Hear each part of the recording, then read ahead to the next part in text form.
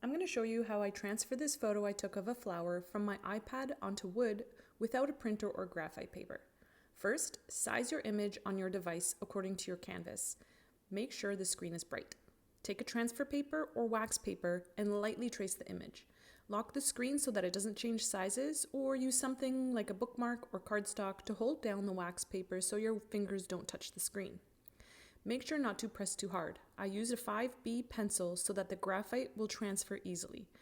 Add any more details you may have missed and flip the transfer paper over, pencil side down, in the position you want it on your canvas.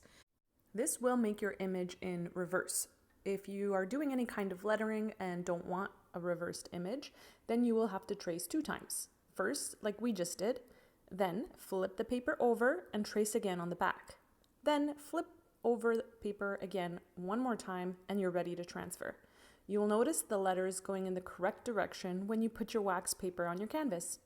To do the actual transfer, I use the back of my drawing pencil. If you have an eraser on the back of yours, you can use another large, flat, hard surface like the back of your fingernail to firmly press the tracing down. I draw the final details and whatever I missed directly onto the canvas, and that's it. You're ready to burn. Make sure to join us in the Burn Club for more pyrography tips and tricks.